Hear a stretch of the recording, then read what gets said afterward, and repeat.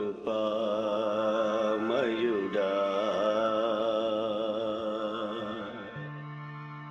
నీలో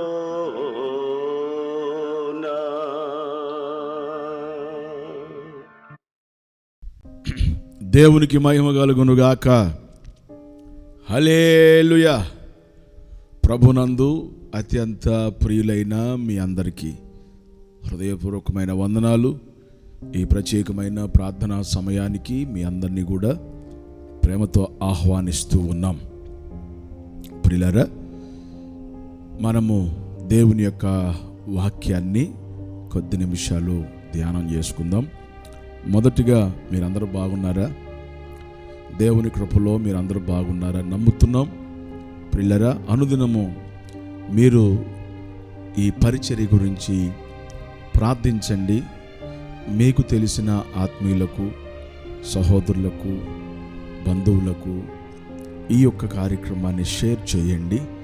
ప్రియులారా, మీరు షేర్ చేయటం ద్వారా ఈ పరిచర్యలో మీరు కూడా పాలిభాగస్తులైనటువంటి వారు అవుతారు. కాబట్టి సహకరించండి. మనము దేవుని పనిలో ఒకరికొకరం సహకరించుకోవాలి, ప్రోత్సహించుకోవాలి. మీరు ఏ సంఘానికి వెళుతున్నటువంటి వారైనా మనందరం దేవుని యొక్క బిడ్డలమే కనుక పరిచర్యలో సహకరించడానికి వెనకాడకుండా ప్రతి ఒక్కరూ మంచి మనసుతో పరిచర్యను ప్రోత్సహించాలని ప్రభు పేరిట మీకు మనవి చేస్తున్నాను. అంతేకాదు, ప్రభునందు ప్రియులారా, మరి ఎవరైతే పుట్టినరోజు జరుపుకుంటూ ఉన్నారో మిమ్ములను దేవుడు దీవించునుగాక.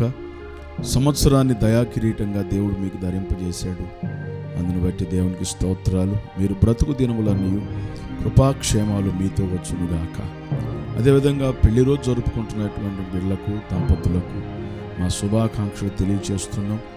దేవుడు మీ దాంపత్య జీవితాన్ని ఆశీర్వదించి వర్ధిల్లజేయునుగాక. ప్రియులారా, మంచిది. దేవుని యొక్క వాక్యంలోకి వెళ్ళబోయే ముందు చిన్న ప్రార్థన, పరిశుద్ధాత్మ సహాయాన్ని మనం తీసుకుందాం. మహాపరిశుద్ధుడైన మా ప్రియ తండ్రి, సర్వాధికారి యేసు ప్రభువా, మీకు వందనాలు, స్తోత్రాలు నాయనా.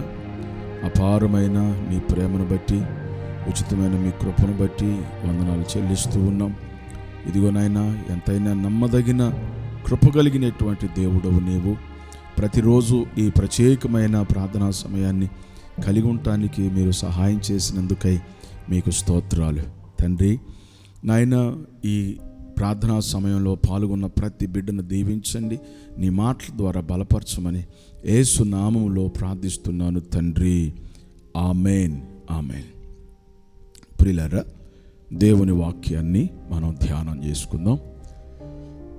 ఈ దినాన మనము ప్రతిరోజు వింటున్నటువంటి వాక్యాలు ఆదరణతో కూడినటువంటి వాక్యాలు. మన జీవితానికి సంబంధించినటువంటి విషయాలే వాక్యము ద్వారా నేను మీకు తెలియచేస్తున్నాను. ఎందుకంటే ప్రతి మనుషుడు ఎల్లప్పుడూ సంతోషంగా ఉండాలి, ఆనందంగా తన జీవితాన్ని గడపాలి. అందుకని వాక్యములో ఆదరణతో కూడినటువంటి కొన్ని మాటలు మీ ముందు పెడుతున్నాను. అవి నా మాటలు కాదు, అవి దేవుని మాటలు. నిజంగా శ్రద్ధగా ఎవరైతే ఆ మాటలు వినగలుగుతారో వారి జీవితాల్లో ఖచ్చితంగా ఆ వాక్యము వారిని ఆదరిస్తుంది. ఎందుకంటే బైబిల్లో మనం చదువుతాం, కీర్తన గ్రంథం 50వ అధ్యాయంలో ఏం రాయబడి ఉందంటే, నీ వాక్యము నన్ను బ్రతికించును, నా బాధలలో ఇదే నాకు నెమ్మది కలుగజేసినని వ్రాయబడింది. కాబట్టి దేవుని యొక్క వాక్యము మనకు నెమ్మదినిస్తుంది, దేవుని వాక్యం మనం బ్రతికిస్తుంది. అందుకే బైబిల్లో ఆదికాండము నుండి ప్రకటన గ్రంథం వరకు ఎన్నో ఆదరణతో కూడినటువంటి మాటలు బైబిల్లో మనం చూస్తాం. ఈ మాటలన్నీ ఎందుకు? ఈ ఆదరణతో కూడిన, లేకపోతే ఈ మాటలన్నీ దేనికి? మన జీవితంలో మనం సంతోషంగా బ్రతకాలని. అది దేవుని యొక్క ఉద్దేశం. ప్రియులారా, కాబట్టి మనుషుడు ఎవరికి ఇష్టం వచ్చినట్టుగా వాళ్ళు జీవిస్తున్నారు. ఎవరికి ఇష్టం వచ్చినట్టుగా వారు జీవించటం వల్ల వారి ఇష్టము వారి జీవితానికి కష్టంగా మారిపోతుంది. అందుకే దేవుడు ఏం చేశాడు? వారు అలా ఉండకుండా వారు మంచి మార్గములో నడవాలని, తర్వాత వాక్యము ద్వారా వారు బలపరచబడాలని, ఈ విధంగా దేవుడు తన మాటలను మన ఎదుట పెట్టాడు. ఆ మాటలను మనం అంగీకరించాలి. అయితే ఈ దినాన మనం గమనించాలి ప్రియులారా, లోకంలో చాలామంది రకరకాల చింత అనగా ప్రతి ఒక్కరూ బాధలలో ఉండిపోయారు. చింత ఏ విషయాల్లో చింతిస్తున్నారు? కొంతమంది ఆహార పదార్థాల విషయంలో చింతిస్తారు, తర్వాత వస్త్రాల విషయంలో చింతిస్తారు, తర్వాత ఉద్యోగం దొరకక చింతిస్తారు, వ్యాపారాలు సరిగ్గా జరగక చింతిస్తారు, వ్యవసాయం సరిగ్గా పంట సరిగ్గా పండక చింతిస్తారు. ఇలా మనం చూసుకుంటూ వెళుతున్నప్పుడు రకరకాల చింతల గుండా మానవుని యొక్క జీవితం ప్రయాణం అవుతూ ఉంది. అయితే మరి చింతిస్తున్నటువంటి మనిషి మరి ఏం చేయాలి? చింతిస్తున్న వ్యక్తి ఏం చేయాలి? కొంతమంది వారికి ఉన్న చింత, అదే చింత చింత చింత చింత వారు ఏమవుతారంటే చివరికి ప్రియులారా వారిని చాలా డిప్రెషన్లోకి తీసుకుని వెళ్ళిపోతూ ఉంది. తర్వాత వారికి ఏం చేయాలో అర్థం కావట్లా. తర్వాత వారు ఒకటే తీర్మానం చేసుకుంటారు, చచ్చిపోతే ఇక మొత్తం పోతాయి, బాధలన్నీ పోతాయి అనుకుంటారు. చనిపోతే ప్రియులారా జీవిత సమస్యలకు పరిష్కారం కాదు. చావు జీవితానికి పరిష్కారం కాదు. బ్రతికుండి సాధించాలి. మనం ఎలా సాధించాలో దేవుడు మనతో మాట్లాడుతూ ఉంటాడు. మరి దేవుని మాట వింటే చక్కగా నువ్వు ఎలా సాగాలో దేవుడు నీకు నేర్పుతాడు. అంతేగాని అనవసరమైన ప్రియులారా మరి తీర్మానాలు చేసుకొని జీవితాన్ని నాశనం చేసుకున్న వారు ఎంతోమంది ఈ లోకంలో ఉన్నారు. కొంతమంది అయితే వారికి ఉన్న బాధలను బట్టి, వారికి ఉన్న చింతలను బట్టి చాలామంది ఏం చేస్తున్నారంటే వారు ఒక్కళ్ళు చచ్చిపోకుండా ఇంటి వారందరూ కూడా చనిపోవటం జరుగుతుంది. ఆయా వార్తల్లో మనం చదువుతూ ఉంటాం. ఇంటిల్లపాది పసిపిల్లలతో కూడా విషం దాగించి వారు చనిపోయినటువంటి పరిస్థితి చాలాసార్లు మనము పత్రికల్లో వార్తలు మనం వినటం జరుగుతూ ఉంది. ఇది లోకంలో జరుగుతుంది ఈ విధంగా. అయితే నీవు చావవలసినటువంటి అవసరం లేదు. ఎందుకంటే నిన్ను బ్రతికించేవాడు దేవుడు ఉన్నాడు. ఆ దేవుని వైపు నువ్వు చూడగలిగితే ఖచ్చితంగా నువ్వు బ్రతుకుతావు. ప్రియులారా వాక్యంలో ఏం రాయబడింది? ఇప్పుడు మనం ప్రియులారా మరి నీ చింత, నీ బాధ ఇలాగే నీ జీవితం కొనసాగించాల్సిన అవసరం లేదు. దేవుని వాక్యం, పరిశుద్ధాత్మ దేవుడు పేతురు ద్వారా ఏం రాస్తున్నాడో మనం చదువుదాం. పేతురు రాసిన మొదటి పత్రిక ప్రియులారా 5వ అధ్యాయము 7వ వచనం. ఆయన మిమ్మును గురించి చింతించుచున్నాడు గనుక మీ చింత యావత్తు ఆయన మీద వేయుడి అనే మాట ఈ వాక్య భాగంలో మనం చదువుతాం. మొట్టమొదట గుర్తుపెట్టుకోండి, మనము మన చింతల విషయమై మనం చింతిస్తున్నాం, మనం బాధపడుతున్నాం. కానీ మన విషయమై దేవుడు చింతిస్తున్నాడంట. అంటే కొన్నిసార్లు ఒకసారి తల్లిదండ్రులను చూడండి. పిల్లలు వారి జీవితాల్లో చాలా దరిద్రాన్ని అనుభవిస్తూ ఉంటే తల్లిదండ్రులు పిల్లలను చూసి బాధపడతారు, చింతిస్తారు. వీళ్ళ జీవితాలు ఎప్పుడు బాగుపడతాయో, వీళ్ళు ఎప్పుడు పైకి వస్తారో, వీరెప్పుడు ఆశీర్వదించబడతారో అని బిడ్డల గురించి ఆలోచన చేస్తూ ఉంటారు. అయితే కొంతమంది బిడ్డలకి సపోర్టుగా ఉండగలిగినటువంటి వాళ్ళు ఉన్నారు. తర్వాత సపోర్ట్ చేయలేక వారికున్న ఆర్థిక ఇబ్బందులను బట్టి బిడ్డలకి వారు సపోర్ట్ చేయలేరు. ఏది ఏమైనప్పటికీ కూడా ప్రియులారా బిడ్డల విషయంలో కొంతమంది వారి పరిస్థితుల్ని బట్టి తల్లిదండ్రులు బాధపడతారు. అలాగే మన పరలోకపు తండ్రి, మన దేవుడు, మనం ఆరాధిస్తున్న దేవుడు ప్రియులారా నీ గురించి ఆయన చింతిస్తున్నాడు. ఒక్క విషయం గుర్తుపెట్టుకోవాలి, లోకంలో నీ చింతలను బట్టి ఎవరైనా నీ గురించి చింతించే వాళ్ళు ఉన్నారా? అయ్యో పాపం వీళ్ళ జీవితాలు ఇట్లా ఉన్నాయి, అయ్యో వీళ్ళ జీవితాలు ఇట్లా పాడైపోయాయి, అయ్యో పాపం ఇట్లా వీళ్ళు నాశనం అయిపోయారు, ఆర్థికమైన ఇబ్బందుల్లో ఉన్నారు, అప్పుల్లో ఉన్నారు అని నీ గురించి ఎవరు చింతిస్తారు ఈ లోకంలో? చెప్పండి. నీ బంధువులు చింతిస్తారా? నీ స్నేహితులు చింతిస్తారా?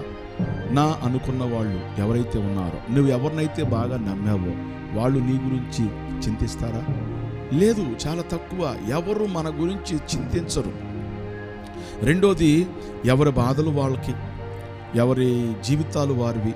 నీ గురించి చింతించేటటువంటి వాడు లోకంలో ప్రియులారా ఎవరు ఉండరు ఇంచుమించుగా. ఎందుకంటే దేవుని వాక్యం చెబుతుంది, మనుషులు స్వార్థప్రియులు అని వ్రాయబడింది. కాబట్టి ఈ లోకంలో నీ గురించి చింతించేవాడు ఏ మనుషుడు లేకపోయినా దేవుడైతే ఉన్నాడు. అది గుర్తుపెట్టుకోవాలి. మన గురించి చింతించేవాడు దేవుడు ఉన్నాడు. ఎందుకంటే మనం బాధపడుతుంటే ఆయన చూస్తూ ఉండలేడు, మనం కష్టాల్లో ఉంటే ఆయన చూస్తూ ఉండలేడు. మన గురించి ఆయన చింతిస్తాడు. ఎందుకు చింతిస్తున్నాడు? ఒకటి, రెండు విషయాలు మనం గమనించాలి. ఇప్పుడు నీ బాధలలో దేవుని వైపు లేకపోతే నీ చింతలో నువ్వు చింతిస్తున్నప్పుడు ప్రియులైన దేవుడు నీకు తెలియచేస్తాడు. కానీ దేవుని మాట నువ్వు పట్టించుకోకుండా నీ జీవితంలో నీకు ఏదనిపిస్తే అది చేసుకుంటూ వెళ్ళిపోతున్నావు. నువ్వు దేవుని వైపు తిరగట్లా, అందుకు దేవుడు చింతిస్తున్నాడు. నువ్వు దేవుని మాట వినటల్లా, అందుకు దేవుడు చింతిస్తున్నాడు. దేవుడు ఏది చెప్పినా త్రోసేస్తున్నావు, అందుకు దేవుడు నీ విషయంలో చింతిస్తున్నాడు. ఎందుకంటే నిన్ను బాగు చేయాలని దేవుడు అనేకసార్లు నీకు పిలుపులిచ్చినా ఆ దేవుని యొక్క పిలుపును నువ్వు అంగీకరించలేకపోతున్నావు, అందుకని నీ విషయంలో చింతిస్తున్నాడు. అయితే రెండో విషయం ఏంటంటే, నీకున్నటువంటి బాధను బట్టి, అయ్యో నేను ఈ బాధ, ఈ శోధన, ఈ సమస్య వీరి నుండి నేను తీసివేయాలి అని నేను అనుకుంటే వీరు నా మీద నా మాట వినరేమిటి అని నీ గురించి చింతిస్తున్నాడు. గమనించారా? కాబట్టి ప్రభునందు ప్రియులారా, ఇప్పుడు మీరు గమనించండి, దేవుడు నీ గురించి ఎందుకు చింతిస్తున్నాడో చెప్పాను. అయితే ఇప్పుడు మీరు చింతించాల్సిన అవసరం లేదు. మీరు చింతించాల్సిన అవసరం, ఎందుకంటే అక్కడ ఏమి రాయబడిందో తెలుసా? మీ చింత యావత్తు ఆయన మీద వేయండి. మీ చింత యావత్తు అంటే ఏదైనప్పటికీ, చింత ఒక్కటే కాదు, ఏదైనప్పటికీ ఆయన మీద వేయండి. మీ చింత యావత్తు ఆయన మీద వేయండి. ఇప్పుడు నీ చింత యావత్తు ఆయన మీద వేసినప్పుడు నీ మీద భారం తగ్గుద్ది కదా, నువ్వు తేలికైపోతావు కదా, నువ్వు సంతోషంగా ఉంటావు కదా. అంటే దేవుడు తన వాక్య భాగములు ఏం చెప్తాడు అంటే, పరిశుద్ధాత్మ దేవుడు నీ భారము ఇంకా ఆయన భరించడానికి ఇష్టపడుతున్నాడు. ఇది అందరూ తెలుసుకోవాలి. నీ భారము ఆయన ఇంకనూ భరించడానికి ఇష్టపడుతున్నాడు. ఇప్పుడు మొట్టమొదట మన పాపాలు భరించాడు, మన శాపాన్ని భరించాడు, మన కష్టాన్ని భరించాడు. ప్రభునందు ప్రియులారా, మన దరిద్రాన్ని భరించాడు. ఆయన సిలువలో అన్నీ మన కొరకు భరించి మన కొరకు ఆయన చనిపోయాడు. 3వ దినమున తిరిగి లేచాడు. అంత భారము భరించి కూడా ఇంకా సిలువలో ఆయన భరించిన ఆ భారమే కాకుండా, పాప భారమే కాకుండా, శాప భారమే కాకుండా, మన మీదకు రావలసిన శిక్ష భారమే కాకుండా ప్రియులారా, ఆయన నిందలు భరించాడు, అవమానాలు భరించాడు, ప్రియులారా పిడిగుద్దులు భరించాడు, కొరడా దెబ్బలు భరించాడు. ఓ యేసుక్రీస్తు ప్రభువారు నిజంగా ఆయన భరించినవన్నీ నిజంగా నువ్వు గ్రహించినట్లయితే నువ్వెక్కడికి వెళ్ళవు, అంటే నువ్వు మార్గం తప్పవు. నీవు ఆయన్నే నమ్ముకొని ఆయన్ని హత్తుకొని జీవిస్తావు. కానీ నీకు అర్థం కావట్లా, యేసు ప్రభువారు నీ కొరకు ఎన్ని భరించాడు. నీ కొరకు ఎవరు ఏమి భరించని వాళ్ళు ఉన్నారో నువ్వు వాళ్ళ వైపు పరిగెత్తుతున్నావు. నీ గురించి ఏమి భరించని వారి వైపు చూస్తున్నావు. అది నీ జీవితానికి నష్టం. కానీ నీ కొరకు ఎన్ని భరించాడో ఆయన వైపు చూడు, ఇప్పుడైనా చూడు. ఆయన నీ జీవితాన్ని తేలిక చేస్తాడు. గుర్తుపెట్టుకోండి ప్రియులారా. అయితే ఇన్ని భారాలు భరించి కూడా యేసు ప్రభువారు, పరిశుద్ధాత్మ దేవుడు బైబిల్లో ఏమి రాస్తున్నాడు పేతురు ద్వారా? మీ చింత యావత్తు ఆయన మీద వేయండి. అంటే ఆయన ఇంకా నీ చింతలు భరించడానికి ఆయన ఇష్టపడుతున్నాడు. నీ బాధలు భరించటానికి ఆయన ఇష్టపడుతున్నాడు. ఎందుకంటే నువ్వు సంతోషంగా ఉండాలి, ఎందుకంటే నువ్వు ఆనందంగా ఉండాలి, ఎందుకంటే ప్రభునందు ప్రియులారా నీ జీవితంలో నువ్వు ఎప్పుడు దిగులుగా ఉండకూడదు.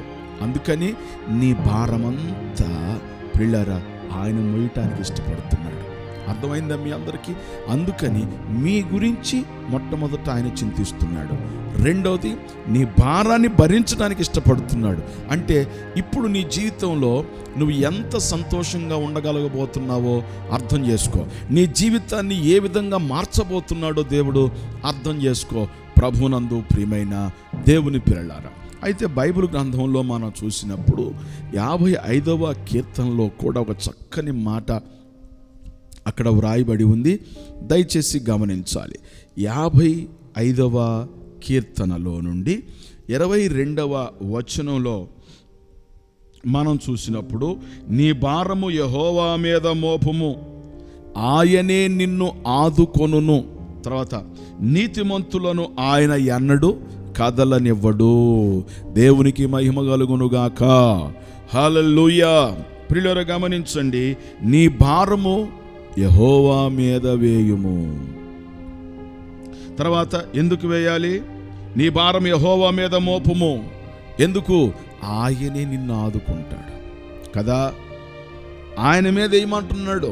నీ భారము ఆయన మీద వేసేయి. మరి నువ్వేం చేస్తావు? చాలామంది ఆయనే చూసుకుంటాడు, ఆయనే చూసుకుంటాడు అని ప్రియులారా దేవుని మీద వేస్తారు. మంచిదే. మరి నువ్వేం చేయాలి? ఆయన మీద భారం వేసి నువ్వు లోకంలో ప్రియులారా తిరుగుతావా? పాపంలో తిరుగుతావా? సినిమాల చుట్టూ తిరుగుతావా? సీరియల్ చుట్టూ తిరుగుతావా? ఆయన మీద ఆయన చూసుకుంటాడని చెప్పి నువ్వు లోకంలో ప్రియులారా లోక ఆశల చేత, నేత్ర ఆశల చేత, జీవపు డమ్మం చేత ఈ లోకాన్ని అనుభవిస్తూ ఇంకా అంత ఆయన చూసుకుంటాడు అని అనుకుంటున్నావా? తప్పు. అలా నువ్వు ఎప్పుడు ఆలోచించబాకు. నీవు చేయాల్సిన పని ఏంటంటే ఆయన మీద నువ్వు భారం వేసిన తర్వాత నీవు ఆయన్ని సన్నిధిలో కనిపెట్టుకొని ఉండాలి. విశ్వాసంతో నువ్వు ఎదురు చూడాలి, ప్రార్థన చేయాలి, దేవుణ్ణి వెంబడించాలి. ఆయన మీద భారం వేసినప్పుడు ప్రభునందు ప్రియులారా నీ జీవితంలో నువ్వు చేయాల్సిన పని ఏంటంటే ఆయన దగ్గర కనిపెట్టుకొని ఉండాలి. ఆయన ఏం చేయబోతున్నాడో అప్పుడు నువ్వు చూడగలుగుతావు. ఆయన మీద భారం వేశానని చెప్పి మన ఇష్టం వచ్చిన పనులు మనం చేస్తూ ఉంటే నీ భారము తొలగిపోదు. తర్వాత అక్కడ మన వాక్యం చదివినప్పుడు నీ భారం యెహోవా మీద మోపు, తర్వాత ఆయనే నిన్ను ఆదుకుంటాడు. ఆయన నిన్ను ఆదుకుంటాడు. ఇక్కడ చూడండి, మోపమన్నాడు అంటే ఎంత మన గురించి ఇంకా ఇంకా ఇంకా అన్నీ భరించడానికి ఇష్టపడుతున్నాడు ఆయన.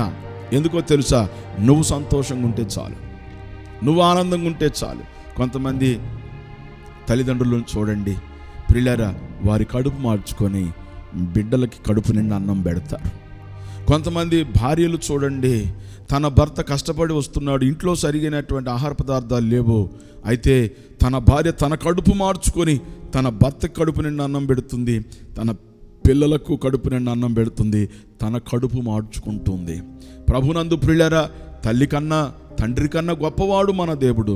ఇదిగో చూడండి, నీ ప్రతి భారమును భరించడానికి ఇష్టపడుతున్నాడు ఆయన. నిజంగా ఇంత ప్రేమ కలిగిన దేవుడు ఎవరైనా ఉన్నారా? ప్రియులారా, నీ భారం ఆయన మీద మోపు, ఆయన నిన్ను ఆదుకుంటాడు. ఈ విషయాన్ని అందరూ గుర్తుపెట్టుకోండి. ఆయన నిన్ను ఆదుకుంటాడు. నువ్వు చెప్పగలవా? ఆయన నన్ను ఆదుకుంటాడు. చెప్పండి, ఆయన నన్ను ఆదుకుంటాడు. అవును, నీవు ప్రతిరోజు ఇదే మాట నీ నోటితో పలకాల.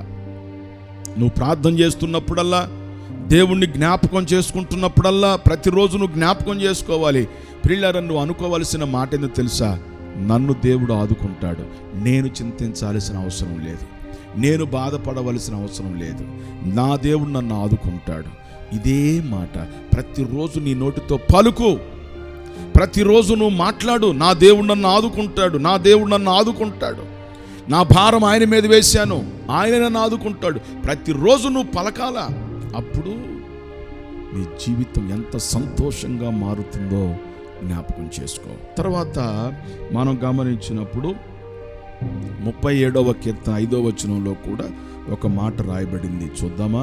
37వ కీర్తన 5వ వచనం, నీ మార్గమును యెహోవాకు అప్పగింపుము, నీవు ఆయనను నమ్ముకొనుము, ఆయన నీ కార్యము నెరవేర్చును. నీ మార్గమును యెహోవాకు అప్పగించు. సామెతల గ్రంథం 3వ అధ్యాయం 6వ వచనంలో కూడా నీ ప్రవర్తన అంతటి యందు ఆయన అధికారానికి ఒప్పుకో. అంటే నీ మీద దేవునికి అధికారము ఉన్నది. నీవు దేవుడే నన్ను నడిపించాలని నువ్వు ఒప్పుకోవాలి, సమర్పించుకోవాలి. దేవుడే నన్ను నడిపించాలి, దేవుడే నన్ను ఆదుకోవాలి అని నిన్ను దేవునికి అప్పగించుకోవాలి. తర్వాత నీ మార్గములు ఆయనకు అప్పగించుకో. ఎందుకంటే నువ్వు ఏ మార్గంలో నడిచినా నీ జీవితంలో ఆశీర్వాదం కనపడతలేదు. ఏ మార్గంలో నడిచినా నష్టమే కనపడుతుంది. ఏ మార్గంలో నడిచినా దుఃఖమే కనపడుతుంది. ఏ మార్గంలో నడిచినా నీ జీవితము నష్టాల గుండా పయనమవుతుంది. అప్పుడు నువ్వేం చేయాలి? నీ మార్గములు ఆయనకు అప్పగింపము. ఏమన్నాడు అక్కడ? ఆయనకు అప్పగించుము, నీ మార్గములు ఆయనకు అప్పగించుము, నీవు ఆయనను నమ్ముకొనుము, ఆయన నీ కార్యములు సఫలం చేస్తాడు. నీ మార్గము ఆయనకు అప్పగించిన తర్వాత ఆయన నమ్ముకోవాలి. నువ్వు ఎవరెవరు నమ్ముతున్నావో నాకు తెలీదు. నాకు యేసుప్రభు అన్న నమ్మకమేనండి, అందరు దేవుళ్ళ మీద నాకు నమ్మకమేనండి అని అంటున్నావా? అయితే నీవు ఆదుకొనబడవు. ఎందుకంటే విశ్వాసము అనేది ఒక్కటే. ప్రియులారా, విశ్వాసము అంటే ఆయనే చేయగలడు, ఆయనే నడిపించగలడు, ఆయనే అద్భుతాలు చేయగలడు అనేది విశ్వాసం. అనేది నమ్మకం. ఆ నమ్మకం వల్ల నీ జీవితంలో గొప్ప కార్యాలు జరుగుతాయి. నీ ఇష్టం వచ్చినట్టు అందరిని నమ్ముకుంటాను, నేను నా ఇష్టం వచ్చినట్టు తిరుగుతాను అని అంటే నీ జీవితంలో నువ్వు పొందవలసినటువంటి ఆశీర్వాదాలు నువ్వు పొందలేవు. ఎందుకంటే ఆయన కార్యం చేయాలంటే ఆయనను నువ్వు నమ్ముకొని ఉండాలి. అప్పుడు ఆయన నీ కార్యాలు సఫలపరుస్తాడు.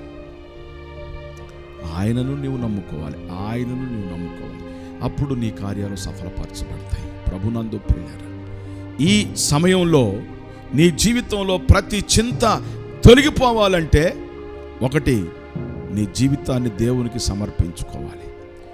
నీ చింత యావత్తు ఆయన మీద వేయాలి. నీవు ఆయనకు అప్పగించుకోవాలి.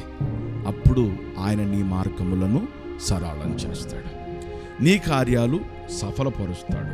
దేవునికి స్తోత్రం కలుగునుగాక.